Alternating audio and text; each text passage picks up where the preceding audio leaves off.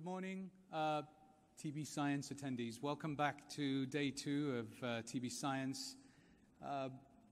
This morning, we're going to, excuse me, let me introduce myself. My name is Payam Nahid. I'm a professor of medicine at the University of California, San Francisco. I'm involved in TB clinical trials and TB field studies. And my co-chair, Padma. Would you like to introduce yourself? You can come up here.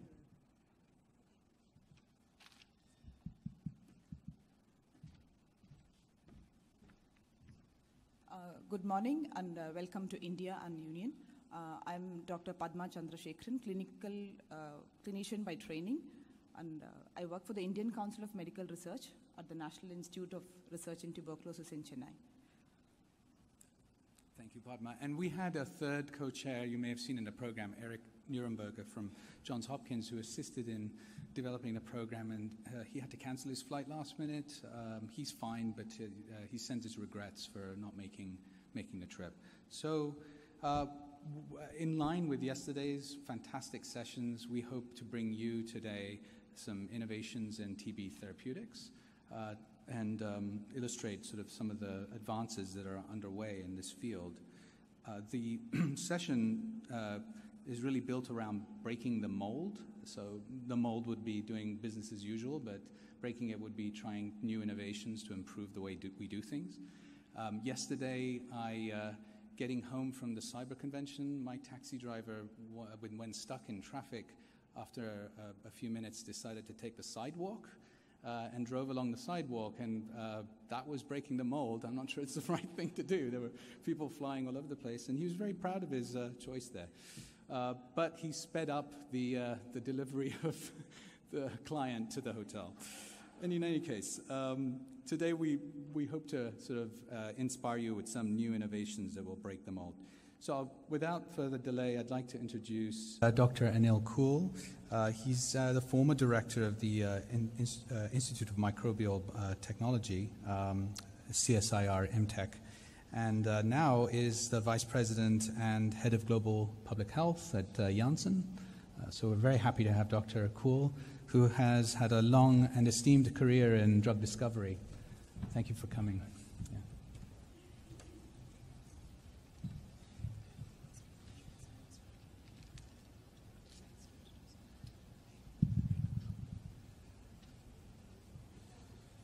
Does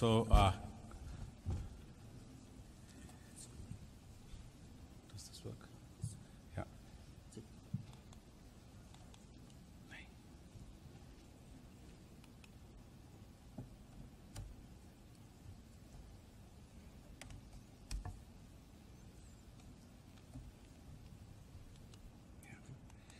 So, good morning. Today I will talk about some drug discovery aspects of tuberculosis, but before that, before I got this invitation, somewhere in June or May or June this year, I was still part of the IMTECH. So that's the CSIR IMTECH, which is part of the Government of India. It's a non-profit organization where we were trying to do basic discovery and translational medicine research, and one of our very finest institutions in India. So my talk will be focused on how we develop drugs and what are the challenges there in terms of the TB, and also what we have been trying to do in IMTECH.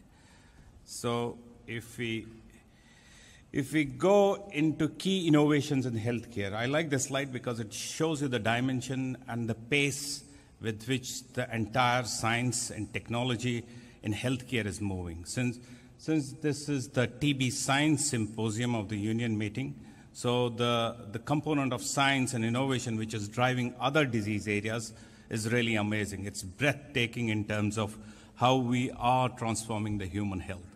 If we look at some of the examples, the HIV, if you look at 1980s, 1990s, how HIV was a death threat, and now look at today, we have a single pill for HIV. The same thing for hepatitis C. The revolution which happened in the last 5 years in hepatitis C, and coming with a very, very nice cure for hepatitis C is amazing in terms of the science and evolution.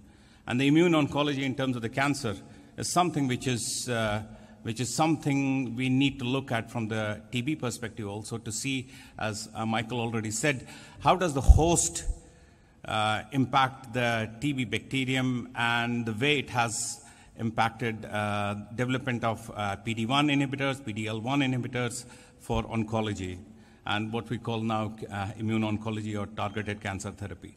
The CAR-Ts, the CRISPRs, the stem cells, there is a lot of new evolution which has happened in the healthcare.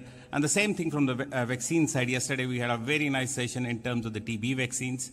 And if you look at the impact the streptococcal vaccine has on the childhood mortality across the world is really, really amazing.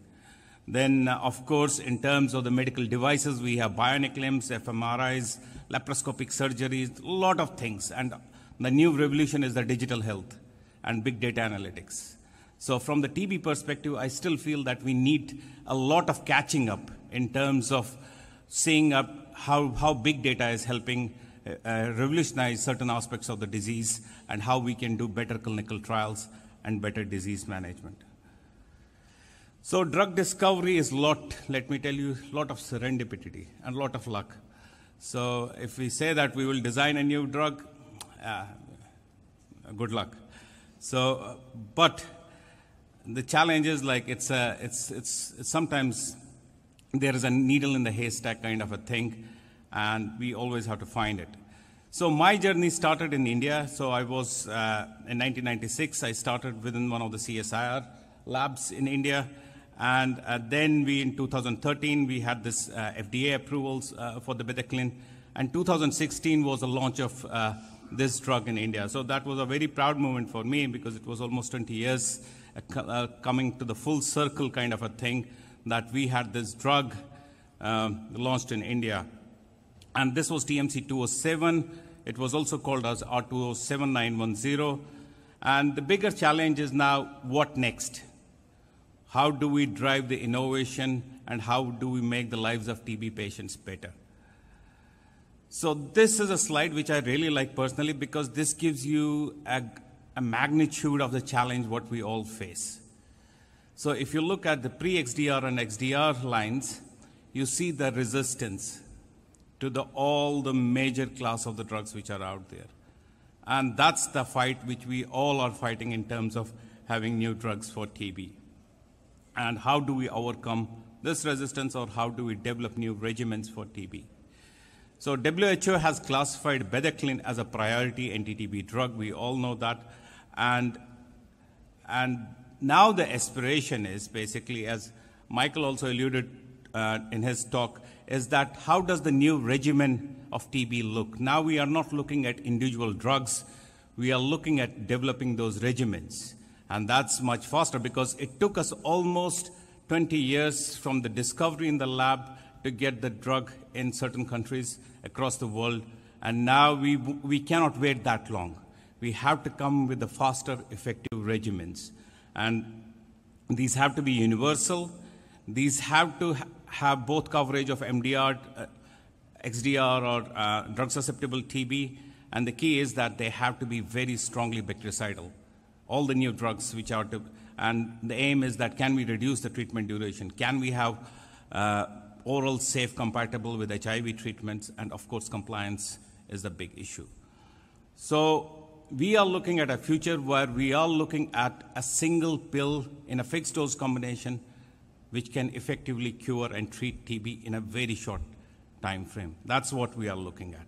And we may even think of bigger aspiration that can we have TB patients being treated with 3 or 4 long-acting injectables? This has happened in the HIV field very well. And can we translate what happened in the HIV field with development of long-acting injectables for the TB? A patient comes in and we give him once monthly or once quarterly injectable for TB drugs and then follow him for next 6 months, something like that. So how do we do that? So we have been, as I said, that we have been working on ATP synthase, which is the enzyme. This is just a schematic representation.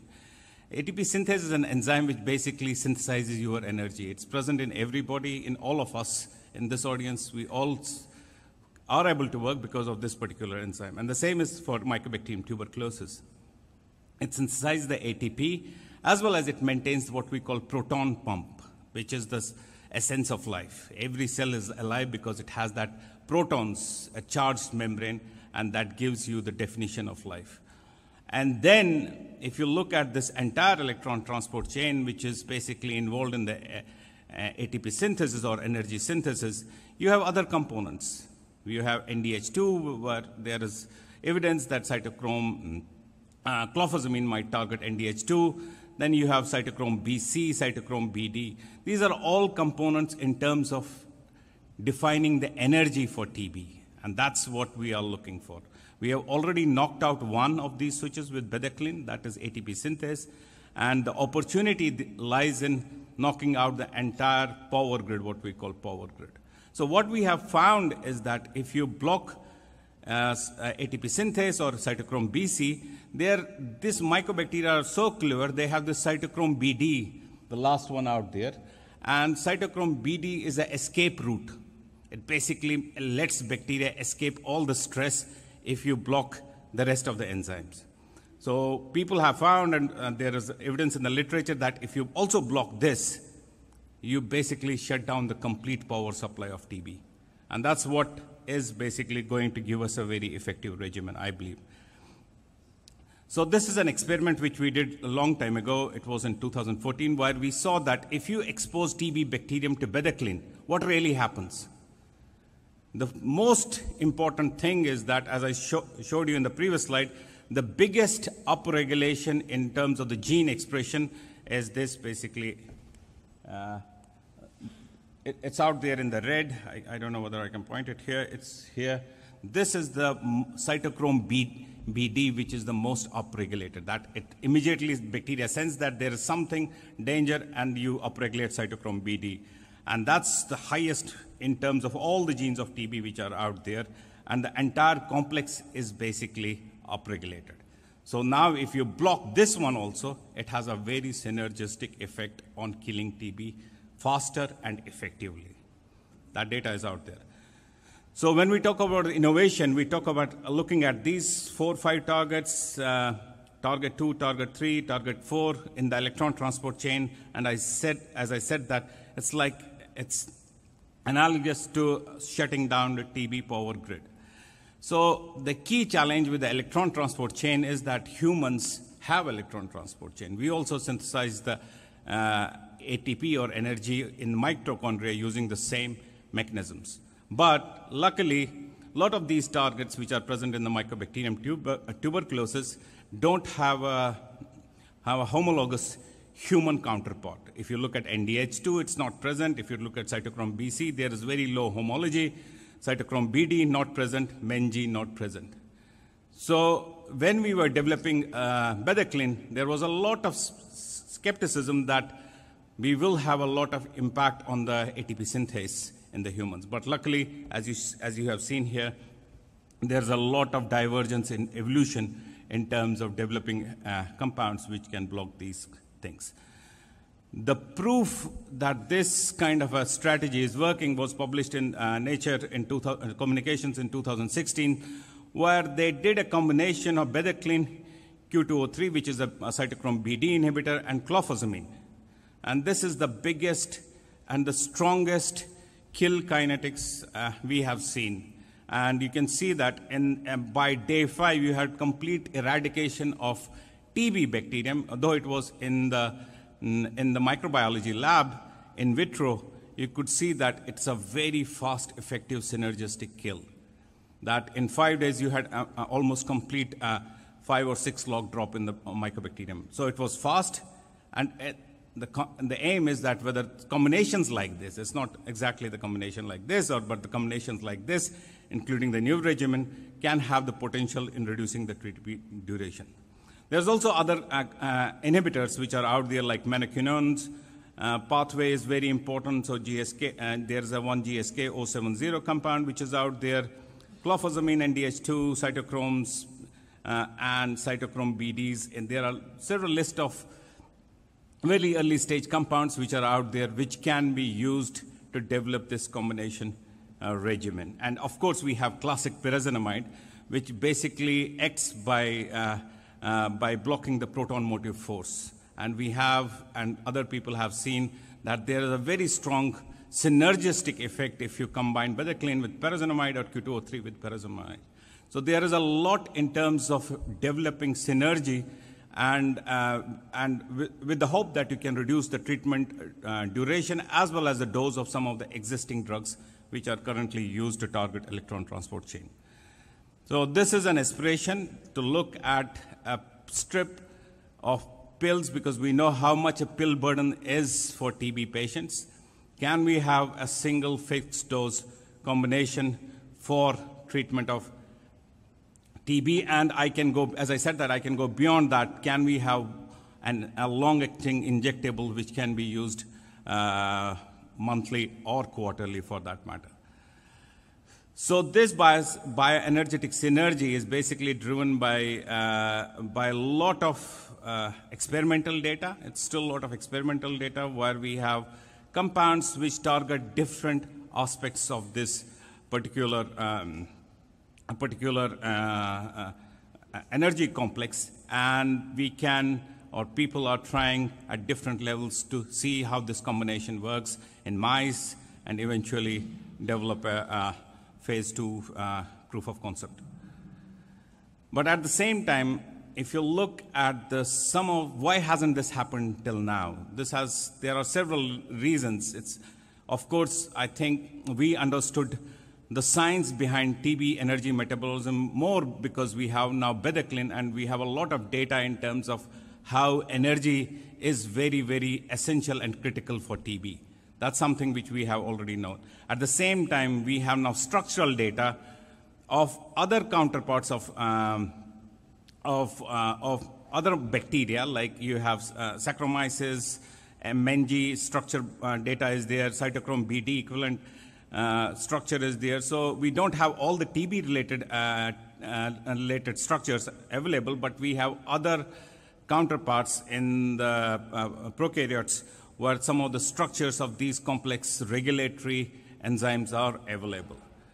So what we did is that we developed a homology model for cytochrome BD based on one of these structures, and we could actually define a binding pocket where some of these cytochrome BD inhibitors might really work. Because this is a very interesting concept, because this is where the science meets, the TB science meets the other fields in terms of the drug discovery.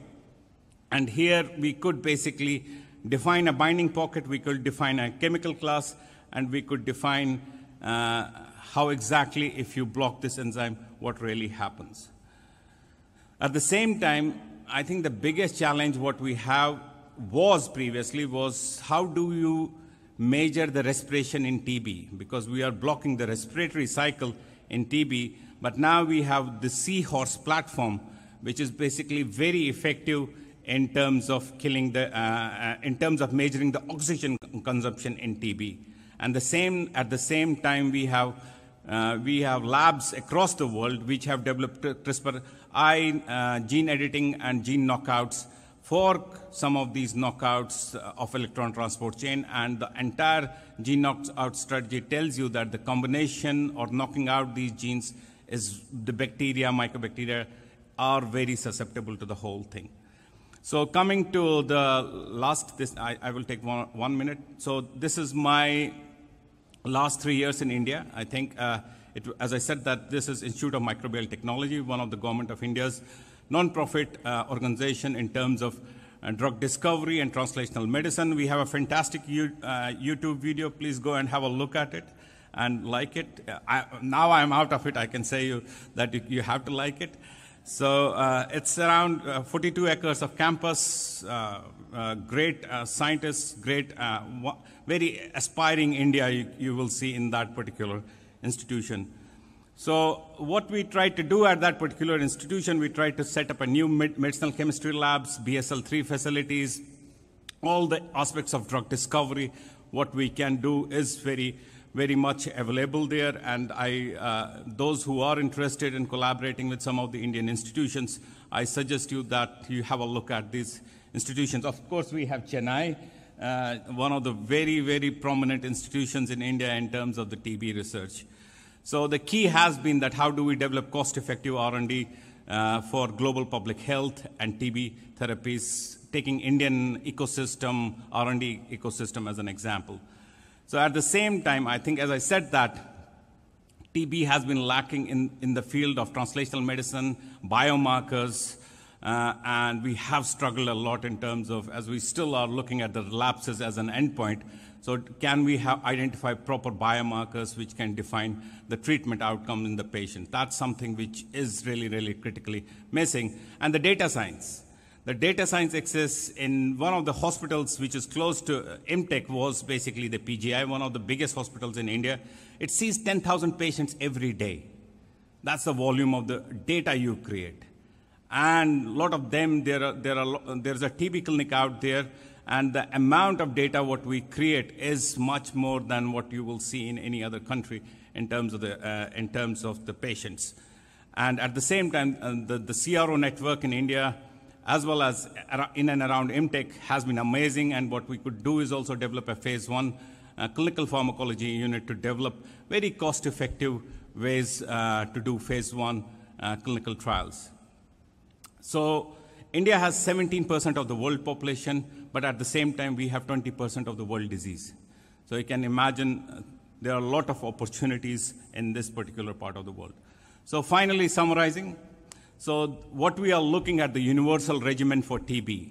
We are looking to develop a regimen that contains combination of 3 to 4 targets, and it has to be synergy. We are not looking at additive mechanisms of action.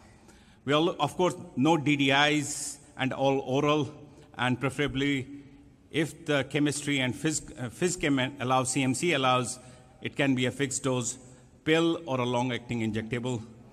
And it has to be a pan-TB treatment, reduced treatment duration. My aspiration is, my hope is that can we have 1 month or 2 month regimen for TB? And of course, safety profile has to be better than all what we have right now, including the pediatric formulation. And the aim is to look at the cost-effective drug development for TB. Finally, this is the last slide. I showed it yesterday, and some of the people liked it, so I'm showing it again. So this is the clinic in South Africa, and it makes me very proud as a scientist to see the discovery and innovations we all do in our labs gets translated and eventually reaches in the patients. So all the boxes what you see here are basically BL's number is Bedeclin. So this is all boxes in the South Africa clinic which had which was heavily dependent on treating their patients. This was a XDR or MDR clinic using the Bedeclin. So this is a hope that we will be able to make a transformational push in terms of the TB science and new drug therapies. Thank you.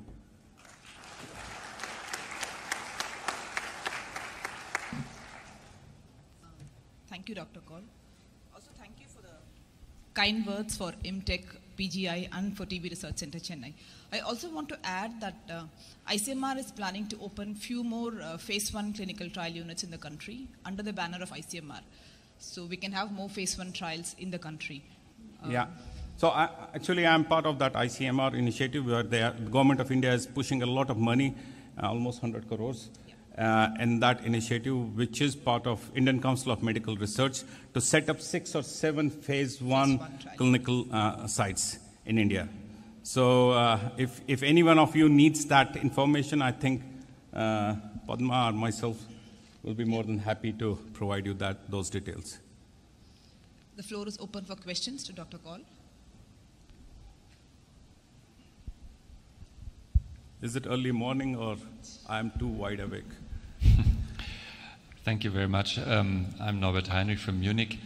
I have a question on your synergistic combination that you showed the in vitro data on. Very fascinating. But I would like to ask a question on your thoughts on resistance development. Now, if the combined action of the regimen depends very much on the synergism and the activity of each one of those 3 drugs, there will, in a patient's TB bacterial population, there will always be the single drug resistant mutant. And in our current regimen, where drug activities are additive at best, not so synergistic, there will still be probably enough activity to kill off this single resistant mutants. But in a regimen where 3 drugs are there and the combined activity depends on all these 3 drugs being active, what are your thoughts? Is there not going to be a big competitive advantage for this single drug-resistant mutant? Or how are we going to look at that? I think that's a very valid question. To be honest, we don't have much data around it in terms of how the combination behaves in terms of the resistance emergence. But resistance is also a phenomenon in terms of which critical functions of bacteria you are blocking. If you are blocking extremely critical functions, the chance of emergence of resistance are very low. Like betacillin, we have very limited resistance in terms of the target. The ATP synthase as a main resistance driver is very limited, but what is driving the resistance is the efflux. So there are, the moment you touch something which is very critical, the pocket, the resistance or the target binding site changes are very much defined by how essential those amino acids in that binding pocket are to the survival of bacterium, and if they mutated, does the bacteria survive or not. But some of these enzymes, as I have shown you, the gene knockout studies tell us that these are very, very essential, critically essential enzymes. Now, are they the drugs binding into the right pockets which cannot be mutated evolutionary-wise? That we don't know. But we will have to do a little bit more studies in order to understand the emergence of resistance to the combos. Thank you.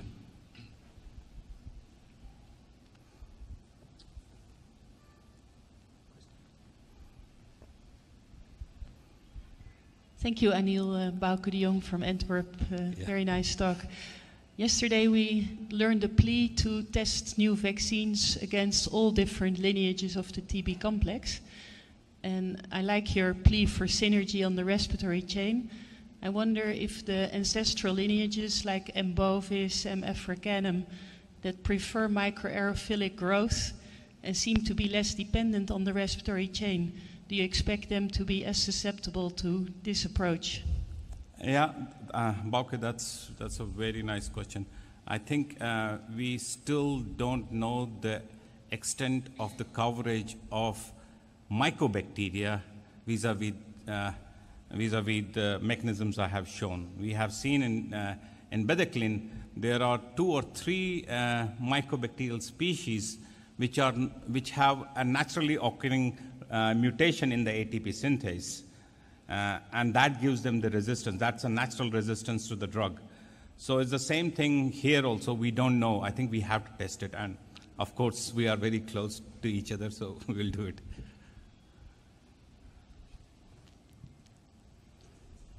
Thank you. Thank you very much. Thank you.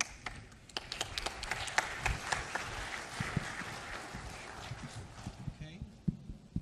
I'd like to